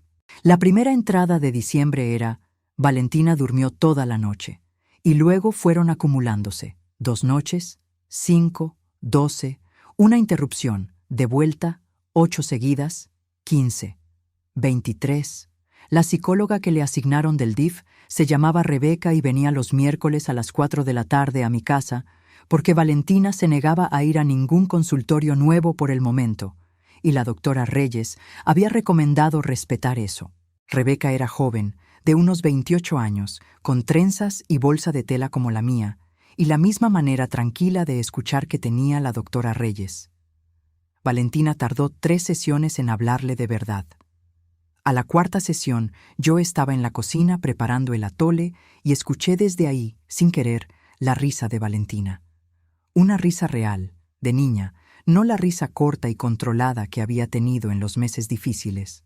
Una risa que salía de adentro. Me tuve que apoyar en el fregadero un momento porque las piernas no me obedecieron. Lorena y Valentina se quedaron viviendo en mi casa los primeros 2 meses. Lorena dormía en el cuarto que era de Marcos cuando era chico y Valentina dormía conmigo. Después, en enero, Lorena encontró un departamento pequeño en la colonia Huexotitla que quedaba a 15 minutos de mi casa, y se fueron con sus cosas en 2 viajes en el coche de mi vecino don Felipe, que tiene camioneta. El día que se fueron me quedé en la puerta viendo la camioneta alejarse y me sentí las 2 cosas al mismo tiempo que se sienten cuando algo que era temporario se vuelve permanente: alivio y algo parecido a la soledad, aunque no exactamente soledad, porque la soledad implica abandono y esto no era abandono, sino comienzo. Valentina venía a mi casa los martes y los sábados y los días que quería, que eran casi todos. Llegaba corriendo por la calle empedrada con su mochila rosa y tocaba el timbre 2 veces, que era la señal que habíamos inventado entre las 2 para que yo supiera que era ella antes de abrir. La escuchaba llegar desde la cocina, 2 timbrazos rápidos y algo en mi pecho respondía cada vez como si fuera la primera. Los caballos de plástico regresaron. No los mismos. Los anteriores se quedaron en la casa de Lorena y Lorena los tiró sin decirme, cosa que entendí y no cuestioné. Estos eran nuevos, los compré yo en una juguetería del centro, de distintos colores, y los puse en una cajita en mi cuarto para cuando Valentina viniera. El primer sábado que los encontró, se quedó mirándolos en silencio un momento, y luego empezó a acomodarlos en el estante de madera que tiene mi cuarto, de más claro a más oscuro, exactamente como antes. Y cuando terminó, me miró y me dijo: «Ese acomodo que hago siempre, Nana Carmi». Y yo le dije: «Sí, mi cielo, ese acomodo que haces siempre». Todavía tenía días difíciles. Sería mentira decir que la sanación es una línea recta que solo va hacia arriba. Había mañanas en que Valentina llegaba con la mirada de adentro, ese mirar sin ver que une aprende a reconocer. Había noches en que pedía dormir conmigo y yo le decía que sí, sin preguntar. Había momentos en que alguna palabra o algún sonido la llevaba de regreso a lugares que ya no quería visitar.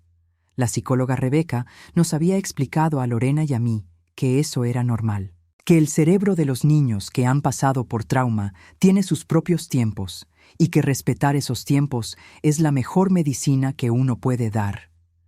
Lo que más me ayudó a entender eso fue algo que Valentina me dijo en febrero, una tarde que estábamos bordando juntas en el patio con el frío de Puebla encima y la bugambilia sin flores todavía, pero con sus hojas verdes resistiendo. Yo le enseñaba el punto de cruz y ella ponía la lengua entre los dientes cuando se concentraba como hacen los niños. Y de repente, sin que yo dijera nada que lo provocara, levantó los ojos de la tela y me dijo: «Nana Carmi, a veces pienso en eso y me da mucho miedo. Pero luego pienso en que tú viniste por mí y ya no me da tanto». Me quedé con la aguja en el aire. Lo que sintió mi corazón en ese momento, no tengo manera de ponerlo en palabras que hagan justicia. Solo puedo decir que fue la respuesta a algo que había cargado desde los 12 años. Que Rosario apareció en mi memoria no con dolor, sino con algo más parecido a la paz. Como si ella también estuviera ahí en ese patio frío de febrero, viendo a la niña de punta de cruz con la lengua entre los dientes y pudiera por fin descansar. Aquí necesito pausar un momento con ustedes, porque lo que sigo con ustedes, tengo que decirlo con el corazón bien abierto. Si han llegado hasta aquí conmigo en esta historia, Si han estado con esta viejita desde el principio, quiero darles las gracias de una manera que no alcanza con palabras, pero que intento, de todas formas. Gracias. Gracias por escuchar. Gracias por quedarse. Hay personas que me dicen en los comentarios que escuchan estas historias cuando no pueden dormir, cuando están en el hospital esperando, cuando manejan solos de noche en carretera, cuando están pasando por algo difícil y necesitan saber que otras personas también han pasado por cosas difíciles y salieron del otro lado. Para esas personas, para ustedes, es esta historia. ¿Desde dónde nos están viendo esta noche? ¿Qué ciudad? ¿Qué estado? ¿Qué país? Póngalo en los comentarios, porque de verdad los leo. Y por favor, si esta historia les llegó al corazón, déjenme su like y suscríbanse si todavía no lo han hecho, porque aquí hay una historia nueva cada día sin falta. Compártanla con alguien que la necesite. Ahora sigo. La familia quedó rota en algunas partes y fortalecida en otras. Eso también es la verdad y no tiene caso endulzarla. Lorena tardó en perdonarse a sí misma. Ese fue el trabajo más largo y el más difícil de ver, porque el dolor de una madre que no vio lo que pasaba bajo su propio techo es un dolor que no tiene comparación sencilla. Yo tuve momentos en que sentí enojo con ella. ¿Para qué mentirles? Momentos en que me pregunté cómo no había visto, cómo había podido defenderlo, cómo había podido decirme que estaba exagerando. Esos momentos los tuve y los reconocí y los dejé pasar porque entendí que el enojo conmigo misma por no haber hablado antes con Lorena de otra manera era también parte del proceso. Lo que aprendí es que las personas que aman a alguien que hace daño no son estúpidas ni malas. Están atrapadas en una red de dependencias y de miedos y de narrativas que llevan años siendo construidas con mucho cuidado por quien las atrapa. Rodrigo había trabajado durante años en hacer que Lorena dependiera de él económica y emocionalmente. Había trabajado en aislarla sutilmente de sus amistades anteriores. Había trabajado en hacer que cualquier preocupación de Lorena sobre su matrimonio pareciera debilidad o exageración. Eso no justifica nada, pero lo explica, y entender no es lo mismo que justificar. Lorena y yo pasamos muchas tardes en mi cocina en esos meses, tomando café, a veces hablando, a veces solo sentadas en el silencio de dos personas que saben que algunas cosas se procesan mejor sin palabras. Hubo una tarde en que Lorena me dijo que no se lo podía perdonar, y yo le dije que el perdón de sí misma era el trabajo más largo que iba a tener, pero que era el más importante, porque Valentina necesitaba una madre que pudiera mirarse al espejo sin quebrarse. Y Lorena lloró un rato, y yo le tomé la mano, y nos quedamos así. Marcos vino a Puebla en enero. Se quedó 4 días y fue incómodo y necesario al mismo tiempo. Me pidió disculpas a su manera, que es la manera de los hombres de su generación que no aprendieron bien a pedir disculpas pero que lo intentan. Me dijo que había estado equivocado, que debió haberme escuchado. Le dije que sí, que debió haberme escuchado y que estaba bien y que lo quería igual. No porque lo que hizo no importara, sino porque cargar el rencor con mis propios hijos a mis 76 años no era una cosa que pudiera permitirme. La señora Garduño nunca me pidió disculpas. Eso también es la verdad. Siguió yendo a la parroquia de San Marcos, siguió siendo respetada en el barrio y nunca se acercó a decirme que lo que había circulado sobre mí era injusto. Aprendí a dejar eso también. Porque una no puede dedicar las energías que le quedan a perseguir a cada persona que eligió creerle al hombre encantador en lugar de a la vieja de 76 años. Esas energías son necesarias en otra parte.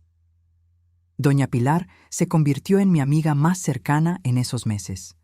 Esa clase de amistad que solo se forma cuando dos personas han pasado por algo difícil juntas y salieron del otro lado. Le compré tamales de rajas con queso de la señora del mercado cada vez que ella me ayudó en algo. Le compré tantos tamales que un día me dijo que si seguía así iba a tener que comprarse ropa más grande. Nos reímos mucho de eso. La doctora Reyes me llamó en febrero para decirme que el informe clínico que había preparado había sido una pieza central del expediente, que el juez familiar Había tomado medidas cautelares inmediatas basadas en parte en ese informe. Que el proceso penal seguía su curso y que las cosas iban bien dentro de lo que permiten los tiempos de la justicia mexicana. Los tiempos de la justicia mexicana son lentos. Eso es real, y no hay caso en hacerse ilusiones de que no lo es. El proceso penal contra Rodrigo Fuentes Mora tardó más de lo que cualquiera hubiera querido y tuvo momentos en que parecía que se iba a caer por algún tecnicismo o por algún cambio de turno o por alguna de las 1000 cosas que pueden hacer que la justicia se escape por las grietas del sistema. Pero no se cayó. La evidencia del coche, el informe de la doctora Reyes, la declaración de Valentina documentada con todo el protocolo correspondiente, la declaración de doña Pilar, mi cuaderno café que el juzgado aceptó como documento probatorio, todo junto formó un expediente que no podía ignorarse. No voy a decirles el número de años de la sentencia, porque eso no importa para esta historia. Lo que importa es que hubo sentencia.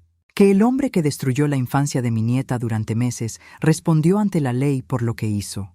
Que cuando Valentina sea adulta y quiera saber qué pasó, habrá un expediente que diga que alguien lo creyó y que alguien actuó, y que la justicia respondió aunque tardó y aunque fue imperfecta. Eso importa. Para siempre. La hermana de Rodrigo, que vivía en Querétaro, llamó una vez a casa de Lorena. Lorena me lo contó. Dijo que había llamado para pedir disculpas en nombre de la familia y que no sabía cómo había podido pasar y que sentía mucho lo que había sufrido Valentina. Lorena le dijo que le agradecía la llamada y colgó. No hubo más contacto. Y está bien así. Ahora quiero hablarles directamente. A ustedes, los que están escuchando esta historia ahora mismo en su ciudad, en su cuarto, en su carro, en su cama. Quiero hablarles como la vieja que soy, con todo lo que estos 76 años me han enseñado. Si eres abuela o abuelo y sientes que algo no está bien con tu nieto o nieta, confía en ese instinto. Los años que tienes encima no son debilidad, son herramienta. El instinto de quien ha vivido mucho no se equivoca sin razón. No permitas que nadie, ni tu hijo, ni tu hija, ni el médico, ni el vecino, ni absolutamente nadie, te diga que estás exagerando antes de que hayas investigado. Observa, documenta, anota fechas y palabras exactas. Busca a la doctora Reyes de tu ciudad, que en todas las ciudades de México hay trabajadoras sociales y psicólogas especializadas en infancia que saben distinguir entre la imaginación de una abuela y la realidad de un niño en peligro. El DIF existe, el Ministerio Público existe, la línea de denuncia de la Fiscalía existe. No siempre la primera puerta que tocas se abre. Toca la siguiente, y la siguiente, y la siguiente. Si eres mamá o papá y hay algo que no quieres ver porque verlo destruiría el mundo que construiste, te digo lo que me hubiera gustado decirle a Lorena meses antes. Lo más valioso que tienes no es tu matrimonio, ni tu comodidad, ni la narrativa de que elegiste bien. Lo más valioso que tienes es tu hijo, tu hija. Esa personita que depende de ti para que el mundo sea un lugar seguro. Cuando tengas que elegir entre el mundo que conoces y la seguridad de ese niño o esa niña, elige al niño. Siempre. Sin dudar. Aunque duela. Aunque lo pierda todo. Aunque nadie lo entienda. Esa es la única elección que un padre o una madre no puede equivocarse. Si eres alguien que de niño o de niña pasó por algo parecido a lo que vivió Valentina, escúchame bien. No fue tu culpa. Nunca fue tu culpa. Las palabras que alguien te dijo para hacerte sentir sucio o sucia eran mentiras calculadas de alguien que sabía perfectamente lo que hacía y que eligió protegerse a sí mismo haciéndote cargar su suciedad a ti. No era tuya, no lo es. Y si nadie te dijo eso cuando debió decírtelo, si pasaste años o décadas cargando eso solo o sola porque nadie habló cuando debía hablar, yo te lo digo ahora. Te creo. Lo que viviste fue real. Y mereces todo lo que la sanación puede darte, aunque llegue tarde. Si eres alguien que alguna vez, como yo con Rosario, supo algo y no habló, y llevas años cargando ese peso, no te puedo decir que el peso desaparezca. Pero puedo decirte que la manera de aligerarlo no es olvidar, sino actuar diferente cuando la vida te dé otra oportunidad. Y la vida a veces da esas oportunidades.